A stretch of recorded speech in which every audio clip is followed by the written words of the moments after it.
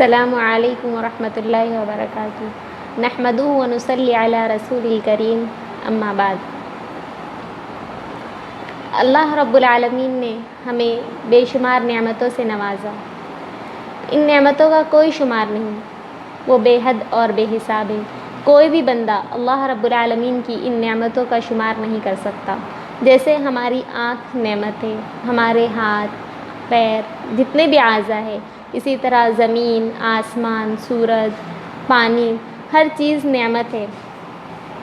انہی نعمتوں میں سے ایک اہم ترین نعمت رزق کی نعمت ہے۔ رزق ایسی چیز ہے جس کا ہم میں سے ہر شخص محتاج رہتا ہے۔ ہر شخص رزق کی تلاش میں اپنے گھر سے نکلتا ہے، لیکن ایک مسلمان ہونے کی حیثیت سے، ایک مومن ہونے کی حیثیت سے ہمارا اللہ رب العالمین پر یقین رہنا چاہیے کہ اللہ رب العالمین ہی کی ذات ہمیں روزی دینے والی ہے۔ اس کے علاوہ کوئی بھی شخص ہمیں روزی نہیں دے سکتا اور نہ ہی کھلا پلا سکتا ہے۔ جیسا کہ اللہ رب العالمین کا فرمان ہے، ما اريد منهم من رزق وما اريد ان يطعمون ان اللہ هو الرزاق ذو القوة المتین، یعنی نہ ہی ہم ان سے کیا رزق چاہتے ہیں اور نہ ہی یہ کہ وہ ہمیں کھلائے۔ بے شک اللہ رب العالمین رزاق یعنی رزق دینے والا ہے، ذو القوة المتین، اور بہت زیادہ طاقت والا اور زبردست ہے۔ اسی طرح دوسری جگہ اللہ رب العالمین نے فرمایا، وَمَا مِن دَابَّةٍ فِي الْأَرْضِ إِلَّا عَلَى اللَّهِ رِزْقُهَا، یعنی زمین میں جتنے بھی چوپائے ہیں، کوئی بھی ایسا چوپایا نہیں ہے مگر اس کا رزق اللہ رب العالمین پر ہے۔ اسی طرح جو رزق کے فیصلے ہوتے ہیں یہ آسمان سے ہوتے ہیں، جیسا کہ اللہ رب العالمین فرماتا ہے، وَفِي السَّمَاءِ رِزْقُكُمْ وَمَا تُوعَدُونَ، تمہارا رزق آسمان میں ہے، وَمَا تُوعَدُونَ، اور جس چیز کا تم سے وعدہ کیا جاتا ہے۔ ان آیتوں سے یہ بات واضح ہو گئی کہ رزق کی ذمہ داری روزی دینے والی ذات اللہ رب العالمین ہے، یعنی جتنے بھی زمین کے خزانے ہیں یہ تمام کے تمام اللہ رب العالمین کے پاس ہے۔ جیسا کہ اللہ رب العالمین کا فرمان ہے، وَإِن مِّن شَيْءٍ إِلَّا عِندَنَا خَزَائِنُهُ، نہیں ہے کوئی بھی چیز مگر اس کے خزانے اس کے پاس ہے۔ جب یہ بات واضح ہو گئی کہ تمام خزانوں کی چابیاں اللہ رب العالمین کے پاس ہے، روزی دینے کی ذات اللہ رب العالمین ہے، اللہ رب العالمین ہی سے مانگنا چاہیے۔ اسی طرح اللہ رب العالمین نے ایک وقت مقرر کر دیا ہے کہ لوگ اس میں کمائیں، یعنی رات کو سونے کے لیے بنایا اور دن کو اس لیے بنایا کہ ہم اس میں روزی تلاش کریں۔ جیسا کہ اللہ رب العالمین کا فرمان ہے، وَجَعَلْنَا النَّهَارَ مَعَاشًا، اور ہم نے دن کو کسب معاش کا ذریعہ بنایا، روزی کمانے کا ذریعہ بنایا۔ اسی طرح اللہ رب العالمین جسے چاہتا ہے زیادہ روزی دیتا ہے اور جسے چاہتا ہے کم، جیسا کہ اللہ رب العالمین کا فرمان ہے، اللہ یبسط الرزق لمن یشاء ویقدر، یعنی جس کا روزی چاہتا ہے اللہ رب العالمین بڑھا دیتا ہے اور جس کی چاہتا ہے کم کر دیتا ہے۔ جب دو چیزیں ہمارے ذہنوں میں آ جاتی ہے کہ ہمیں یقین صرف اللہ رب العالمین کی ذات پر رکھنا ہے کہ وہی ذات ہمیں روزی دے گی، تو دوسری چیز یہ رہتی ہے کہ ہم مانگے بھی اسی سے۔ جب ہم دو چیزیں یہ کر لیں گے تو تیسرا پوائنٹ آتا ہے کہ ہم محنت و مشقت بھی کریں، یعنی کہ صرف اللہ رب العالمین کی ذات پہ بھروسہ کر لینا کہ اس کی ذات ہمیں روزی دے گی تو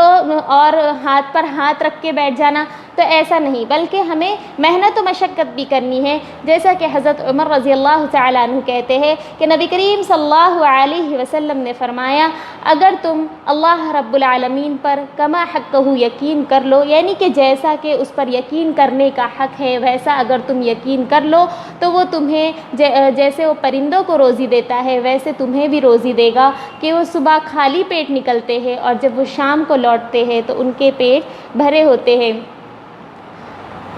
سامعات، اس حدیث سے ہمیں ایک سبق مل رہا ہے اور ایک اصول ہمیں سکھلایا جا رہا ہے۔ اس میں سبق یہ ہے کہ ہم بھروسہ اللہ رب العالمین کی ذات پر رکھیں۔ یہ بات یقینی ہے کہ اللہ رب العالمین ہی کی ذات ہمیں روزی دے گی۔ دوسرا یہ کہ چڑیوں کی طرح محنت و مشقت بھی کرے، جیسے کہ وہ خالی پیٹ نکلتی ہے، پھر محنت و مشقت کرنے کے بعد جب وہ گھر لوٹتی ہے تو اس کا پیٹ بھرا ہوتا ہے اور اس کا پیٹ بھرا رہتا ہے، اور جو اس کو رزق مل رہا ہے اس کی محنت کے عوض مل رہا ہے، جیسا کہ اللہ رب العالمین کیا کہہ رہا ہے، وَأَن لَيْسَ لِلْإِنسَانِ إِلَّا مَا سَعَىٰ، انسان کے لیے نہیں ہے مگر جو وہ کوشش کرے، جو محنت کرے، یعنی انسان کو جو جتنا محنت کے عوض ملا ہے وہی اس کی تقدیر میں لکھا ہوا تھا۔ لیکن ہم اکثر دیکھتے ہیں کہ اکثر لوگ شکوہ شکایت کرتے رہتے ہیں، ہم رزق تو حاصل کرتے ہیں لیکن ہمارے رزق میں برکت نہیں ہوتی، ہم روزی روٹی کے لیے اتنی محنت و جد و جہد کرتے ہیں، اپنی ساری طاقتیں کھپا دیتے ہیں، اس کے باوجود ہمارے خرچے پورے نہیں ہوتے۔ تو رزق میں اضافے کے چند اسباب ہیں، آئیے دیکھتے ہیں کہ کن اسباب کی وجہ سے، کن چیزوں کی وجہ سے ہمارے رزق میں اضافہ ہوتا ہے، برکت ہوتی ہے۔ سب سے پہلا پوائنٹ ہے تقویٰ۔ تقویٰ یعنی اللہ رب العالمین سے ڈرنا۔ کیسا ڈرنا؟ کہ اللہ رب العالمین نے ہمیں جن کاموں کے کرنے کا حکم دیا ہے ان کاموں کو بجا لانا، اور جن چیزوں سے منع کیا ہے ان چیزوں سے رک جانا۔ اللہ رب العالمین کا فرمان ہے وَمَن يَتَّقِ اللَّهَ يَجْعَل لَّهُ مَخْرَجًا وَيَرْزُقْهُ مِنْ حَيْثُ لَا يَحْتَسِبُ۔ جو شخص اللہ رب العالمین سے ڈرتا ہے، اللہ رب العالمین اس کے لیے راہیں ہموار کر دیتا ہے، راستہ نکال دیتا ہے، وَيَرْزُقْهُ مِنْ حَيْثُ لَا يَحْتَسِبُ، اور اسے ایسی جگہ سے روزی دیتا ہے جس کا اس نے گمان بھی نہ کیا ہو۔ اسی طرح دوسری جگہ اللہ رب العالمین فرماتا ہے وَلَوْ أَنَّ أَهْلَ الْقُرَىٰ آمَنُوا وَاتَّقَوْا لَفَتَحْنَا عَلَيْهِمْ بَرَكَاتٍ مِّنَ السَّمَاءِ وَالْأَرْضِ، اگر بستی والے ایمان لے آتے، واتقوا اور تقوی اختیار کرتے، لَفَتَحْنَا عَلَيْهِمْ بَرَكَاتٍ مِّنَ السَّمَاءِ وَالْأَرْضِ، تو ہم ان پر آسمان و زمین کی برکتیں کھول دیتے۔ تو یہ بات واضح ہو گئی کہ تقویٰ اور ایمان ایسی چیزیں، یعنی اللہ رب العالمین پر کامل یقین رکھنا اور اللہ رب العالمین سے ڈرنا، یہ دونوں ایسی چیزیں ہیں جس کی وجہ سے انسان کی روزی میں برکت ہوتی ہے۔ دوسری چیز ہے توبہ استغفار۔ توبہ استغفار کرنے کی وجہ سے اللہ رب العالمین بہت ساری نعمتوں سے ہمیں نوازتا ہے۔ سب سے پہلی چیز، آسمان سے موسلا دھار بارش نازل کرتا ہے، مال اور اولاد کی نعمت سے نوازتا ہے، مال میں برکت دیتا ہے، اولاد کی برکت سے نوازتا ہے۔ اسی طرح نہریں جاری کروا دیتا ہے، کھیتیاں اگا دیتا ہے، جیسا کہ اللہ رب العالمین نے نوح علیہ السلام کی زبانی کہلوایا فَقُلْتُ اسْتَغْفِرُوا رَبَّكُمْ إِنَّهُ كَانَ غَفَّارًا يُرْسِلِ السَّمَاءَ عَلَيْكُمْ مِدْرَارًا وَيُمْدِدْكُمْ بِأَمْوَالٍ وَبَنِينَ وَيَجْعَلْ لَكُمْ جَنَّاتٍ وَيَجْعَلْ لَكُمْ أَنْهَارًا، یعنی میں نے ان سے کہا استغفروا ربکم، تم اپنے رب سے بخشش طلب کرو، انہ کان غفارا، وہ بہت زیادہ بخشنے والا ہے، یرسل السماء علیکم مدرارا، اگر تم توبہ استغفار کرو گے تو کیا فائدہ بتایا جا رہا ہے کہ وہ آسمان سے موسلا دھار بارش نازل کرے گا، وَيُمْدِدْكُمْ بِأَمْوَالٍ وَبَنِينَ، اور تمہارے مال اور اولاد میں کیا ہے، اضافہ کر دے گا، وَيَجْعَلْ لَكُمْ جَنَّاتٍ وَيَجْعَلْ لَكُمْ أَنْهَارًا، اور تمہارے لیے مال اور باغات لگا دے گا، تمہارے لیے نہریں جاری کر دے گا اور باغات لگا دے گا۔ تو استغفار کے اتنے زیادہ فائدے حاصل ہوتے ہیں۔ اسی آیت کی تفسیر میں آتا ہے کہ ایک مرتبہ حضرت عمر رضی اللہ تعالیٰ عنہ قحط سالی کے موقع پر لوگوں کو بارش کے لیے دعا کرنے کے لیے لے کر گئے، وہاں جا کر آپ نے صرف استغفار کیا اور لوٹنے لگے، تو لوگوں نے کہا کہ آپ نے صرف استغفار ہی کیا، ابھی تو بارش کی دعا بھی نہیں کی، بارش کے لیے کچھ دعا مانگی ہی نہیں۔ تو اس وقت حضرت عمر رضی اللہ تعالیٰ عنہ نے کہا کہ میں نے آسمان کے ان دروازوں کو کھٹکھٹایا ہے جہاں سے بارش نازل ہوتی ہے۔ اسی طرح ایک واقعہ ہے کہ حضرت حسن بصری رحمہ اللہ کی مجلس میں ایک شخص آیا اور اس نے قحط سالی کی شکایت کی، تو حضرت حسن بصری رحمہ اللہ نے اس شخص سے کہا کہ تم استغفار کرو۔ پھر دوسرا شخص آیا، اس نے مال میں کمی کی شکایت کی، تو اس سے بھی یہی کہا کہ تم زیادہ سے زیادہ استغفار کرو۔ اسی طرح تیسرا شخص آیا، اس نے کہا کہ مجھ کو اولاد نہیں ہے، اولاد نہ ہونے کی شکایت کی، تو اس سے بھی کہا کہ تم زیادہ سے زیادہ استغفار کرو۔ لوگوں نے کہا کہ لوگ الگ الگ مسائل لے کر آ رہے ہیں اور آپ ایک ہی جواب دے رہے ہیں سب کو کہ آپ استغفار کرو استغفار کرو۔ تو اس وقت حضرت حسن بصری رحمہ اللہ نے قرآن کریم کی یہی آیت تلاوت کی، فَقُلْتُ اسْتَغْفِرُوا رَبَّكُمْ إِنَّهُ كَانَ غَفَّارًا يُرْسِلِ السَّمَاءَ عَلَيْكُمْ مِدْرَارًا وَيُمْدِدْكُمْ بِأَمْوَالٍ وَبَنِينَ وَيَجْعَلْ لَكُمْ جَنَّاتٍ وَيَجْعَلْ لَكُمْ أَنْهَارًا۔ اسی طرح حدیث میں آتا ہے، نبی کریم صلی اللہ علیہ وسلم نے فرمایا، من لزم الاستغفار جعل اللہ له من كل ضیق مخرجا ومن كل ہم فرحا ويرزقه من حيث لا يحتسب، یعنی جو شخص استغفار کو لازم پکڑتا ہے، اللہ رب العالمین اس کی ہر تنگی کو آسان کر دیتا ہے، ختم کر دیتا ہے، ومن ہم فرحا، اور ہر غم کو خوشی میں بدل دیتا ہے، وَيَرْزُقُ مِنْ حَيْثُ لَا يَحْتَسِبُ، اور اسے ایسی جگہ سے روزی دیتا ہے جس کا اس نے گمان بھی نہ کیا ہو۔ اسی بات پر کہ استغفار کرنے سے ہماری تمام خواہشات پوری ہونے لگتی ہے، اسی بات پر ایک واقعہ ہے کہ امام احمد بن حنبل رحمہ اللہ سفر کے لیے نکلے، لیکن تاخیر کی بنا پر مسجد کا رخ کیا تاکہ وہاں پر آرام کر لے، لیکن امام نے کہا کہ ہمارے یہاں کا یہ اصول نہیں ہے، مسجد میں آرام کرنے نہیں دیا جاتا۔ تو وہاں سے ایک نان بائی گزر رہا تھا جس کا کام روٹیاں بنانا تھی، تو اس شخص نے کہا کہ ان کو میرا مہمان بن لینے دو، پھر اپنے گھر لے جاتا ہے اور چارپائی بچھا کر انہیں بٹھا دیتا ہے اور خود آٹا گوننے لگتا ہے، آٹا بھی گونتا جاتا ہے اور استغفار بھی کرتا ہے، استغفر اللہ پڑھتا رہتا ہے۔ تو امام احمد بن حنبل رحمہ اللہ اس شخص کو دیکھتے اور پوچھتے ہیں، کیا تمہارے اس استغفار نے تمہیں کچھ فائدہ بھی دیا ہے؟ تو وہ شخص کہتا ہے، جب سے استغفار کرنے لگا ہوں اللہ رب العالمین نے اتنا نوازا کہ سنبھالے نہیں سنبھلتا۔ اللہ اکبر، یہ ہے استغفار کرنے کا فائدہ کہ استغفار کرنے سے اللہ رب العالمین انسان کی تمام خواہشات پوری کر دیتا ہے۔ اس وقت امام احمد بن حنبل رحمہ اللہ اس شخص سے کہتے، کیا کوئی ایسی بھی خواہش کی ہے تم نے جو اب تک پوری نہیں ہوئی؟ تو وہ شخص کہتا ہے، ہاں بہت دن سے ایک خواہش کر رہا ہوں کہ سنا ہے ایک بہت بڑے عالم ہیں امام احمد بن حنبل رحمہ اللہ، ان سے ملاقات کی خواہش رکھتا ہوں۔ تو اس وقت امام احمد بن حنبل رحمہ اللہ کہتے ہیں، میں ہی امام احمد ہوں، شاید اللہ رب العالمین آج مجھے گھر سے اسی لیے لے کر نکلا ہے کہ میری تم سے ملاقات کروائے۔ تو یہ دو نسخے ہوئے، ایک تقوی اختیار کرنے سے بھی ہماری روزی میں برکت ہوتی ہے، دوسرا ہے توبہ استغفار کرنے سے بہت سارے فوائد ہیں، انہی فائدوں میں سے ایک فائدہ کیا ہے کہ ہمارے رزق میں برکت ہوتی ہے۔ اسی طرح تیسری چیز ہے عبادت میں منہمک ہو جانا۔ عبادت میں کیسے انہماک پیدا ہو سکتا ہے؟ یعنی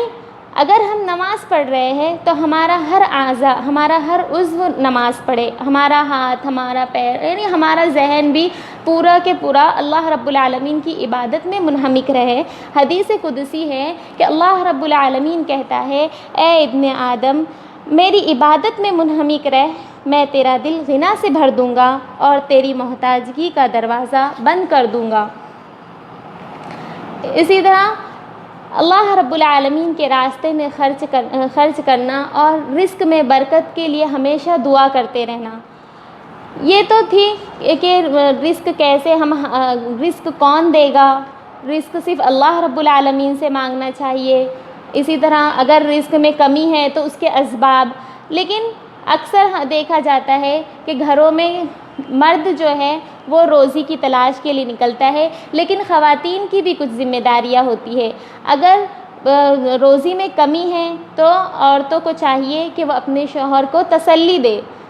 جیسا کہ حضرت خدیجہ رضی اللہ تعالی عنہا نے نبوت کے آغاز میں جب آپ صلی اللہ علیہ وسلم بہت زیادہ ڈرے ہوئے تھے اس وقت تسلی دی اور کیا کہا کہ اللہ رب العالمین آپ کو ہرگز ضائع نہیں ہونے دے گا، آپ کمزوروں کی مدد کرتے ہیں، مسکینوں کی مدد کرتے ہیں، یتیموں کی دیکھ بھال کرتے ہیں۔